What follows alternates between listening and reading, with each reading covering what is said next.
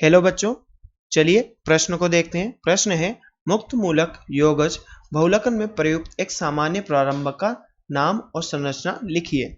तो बच्चों, इस प्रश्न की मुख्य अवधारणा की बात करें तो इस प्रश्न की यहाँ पर मुख्य अवधारणा होगी मुख्य अवधारणा अवधारणा तो बच्चों, इस प्रश्न की मुख्य अवधारणा की बात करें तो यहाँ पर हम मुक्त मूलक योगज बहुलकन के बारे में जानेंगे।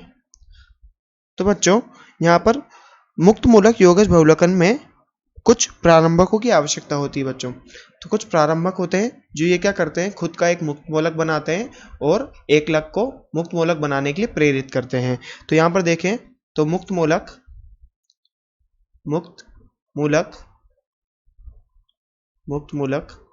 योगज मुक्त मूलक योगज बहुलकन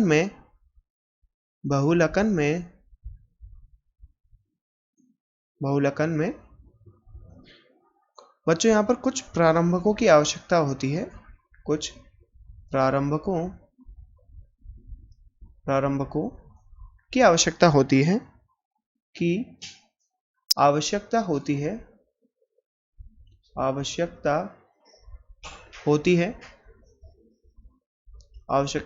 है तो बच्चों, ये मुक्त मूलक क्या करते हैं, ये प्रारंभक क्या करते हैं, खुद का मुक्त मूलक बनाते हैं,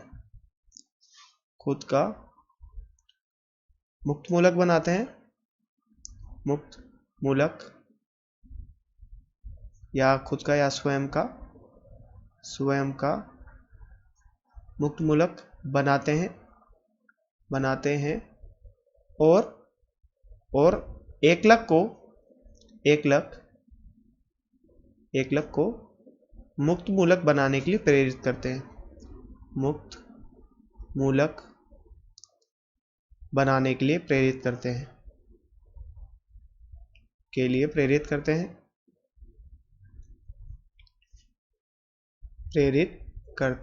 हैं। तो बच्चों, एक सामान्य मुक्त मूलक की बात करें तो यहाँ पर हम देखते हैं कि बच्चों, एक सामान्य मुक्त मूलक बेंजोइल परऑक्साइड। तो बच्चों, यहाँ पर एक सामान्य मुक्त मूलक की बात करें तो यहाँ एक सामान्य मुक्त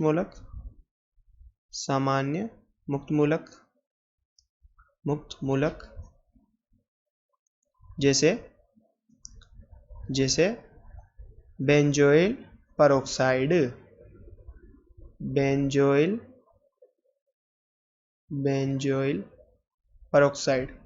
तो बच्चों, बेंजोइल परऑक्साइड की बात करें तो इसके अंदर परऑक्साइड लिंकेज होता है, परऑक्साइड बंधन होता है, बेंजोइल परऑक्साइड। तो बेंजोइल परऑक्साइड की संरचना की बात करें तो इसकी संरचना कुछ इस प्रकार होती है। यहाँ पर C6H5, ये कार्बन के साथ द्विबंध के साथ ऑक्सीजन जुड़ा हुआ है, ये यहाँ पर परऑक्साइड बंध या परऑक्साइड लिंकेज। और इसी प्रकार दूसरा बेंजोइल, ये यहाँ पर C6H5। तो बच्चों, ये बेंजोइल परऑक्साइड की संरचना होती है जो कि एक प्रारंभक होता है मुक्त मूलक योगज बहुलकन में। तो बच्चों, बात करें कि कैसे कार्य करता है तो सबसे पहले परऑक्साइड लिंकेज का जो ये बंध है, इसका एक इलेक्ट्रॉन ऑक्सीजन पर चला जाता है और एक मुक्त मूलक का निर्माण करते हैं। ये यहाँ पर ये एक यहाँ पर चल जाता है। तो कुछ इस प्रकार दो मुक्त मूलक बनते हैं, C6H5CO मुक्त मूलक। तो बच्चों, इनकी कितनी संख्या होती है, 2। आगे जाके मुक्त मूलक एक मुक्त मूलक से एक CO2 का निर्माण होता है। तो बच्चों, यहाँ पर ये मुक्त मूलक कौन सा था, बेंजोइल मुक्त मूलक था, बेंजोइल मुक्त मूलक था बच्चों, यहाँ पर मुक्त मूलक। और बच्चों, ये यहाँ पर क्या था, बेंजोइल परऑक्साइड।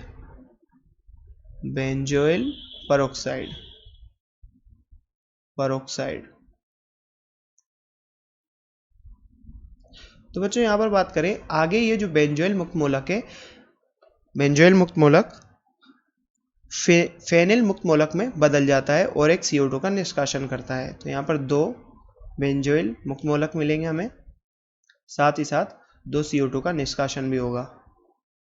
बच्चों, यहाँ पर बात करें तो ये फेनिल मुक्त मूलक